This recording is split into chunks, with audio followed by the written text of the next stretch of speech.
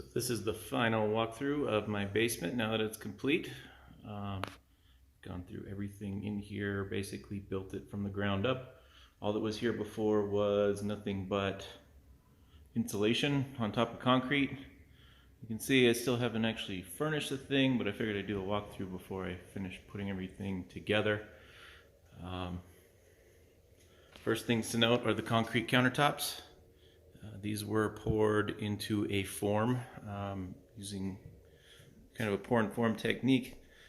They actually cracked in a couple places, so I ended up putting epoxy, same epoxy that I used on the floor that's down there, over the cracked areas, and then I ended up using some paint kind of around the edges, and then putting a clear epoxy over the whole thing.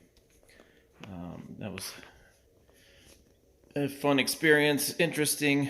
I also ended up building a lot of the cabinets that are kind of back here behind them.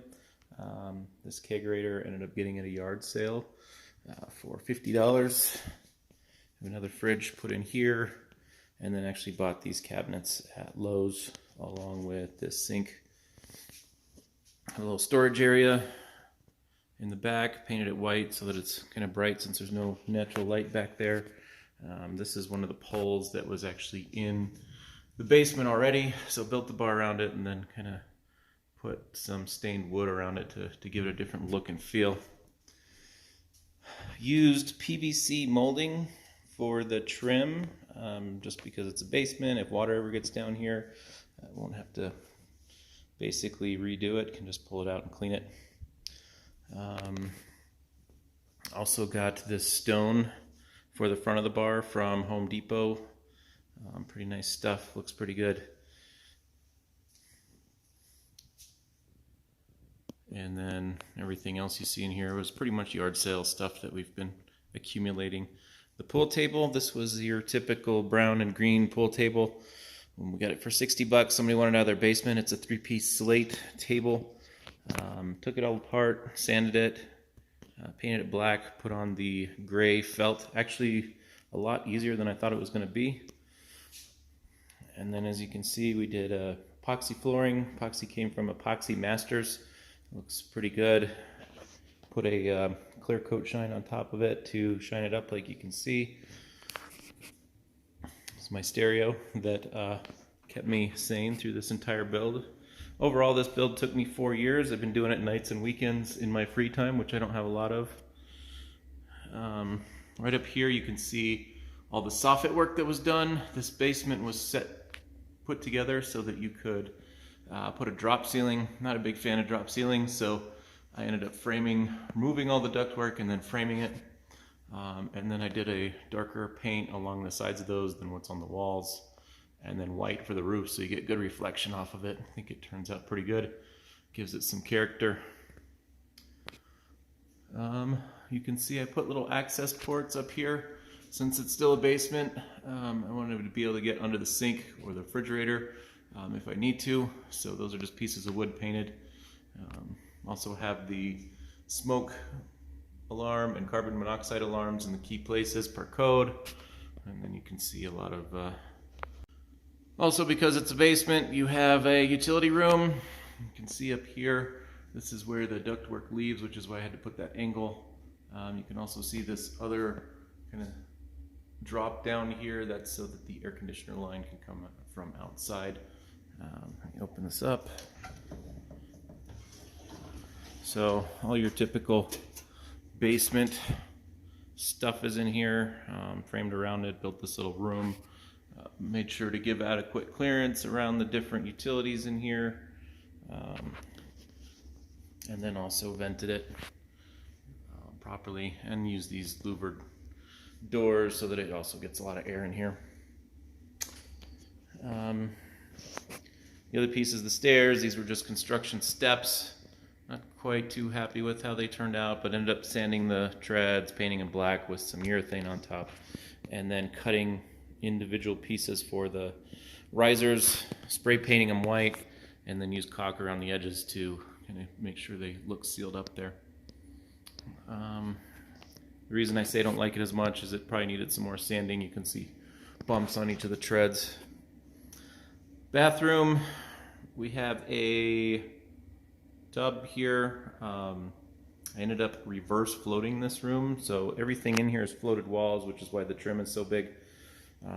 Colorado requires that you have basically a 3-inch float in our area, different floats in different areas, but because the tub is then mounted to the floor and then mounted to the wall, that would get rid of your float. So I reverse floated it, and that's why you see this trim up top, because it's floated the other way. Got the standard bathroom fixtures in here. The reason this is popped out is there's water lines and things back behind this wall. And then also vented this room. Made sure to get a vent that is rated for being over the tub. Everything else is pretty standard in here. Last piece is the bedroom. So we did a separate bedroom in here. It's got egress windows, has a little closet you can get in and out of. Has 2 lights. The reason for 2 lights is because of, again, the soffit work kind of was casting weird shadows, so I actually put 2 separate lights in here. Might be a little overkill, but it works. There's also an access port to the back of the tub, so you can get in and out of there if you ever need to do any plumbing work. And then another utility room here for the sub panel for electric, which was put in. Water lines and sump pump are all in here. I'll probably put an alarm on that sump pump at some point, but right now it doesn't seem to fill up too quick. The only other thing probably worth mentioning is the 4-way switches in this room, so you can see all the cans that were put in here to light up the basement pretty well. Because there's a bedroom down here, basically these are switched from the bedroom so that when you go to sleep, if you will, you can turn off there. There's also a switch here at the stairway so that when you go up and down the stairs, you can turn it on and off.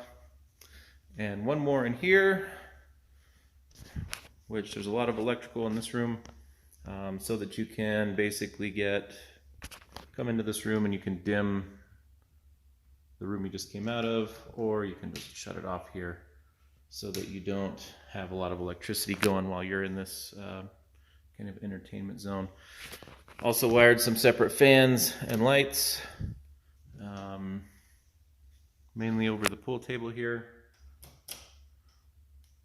and then a fan back behind me on another switch, and then again you can dim this room if you need to, if you want to just keep the pool table lights on.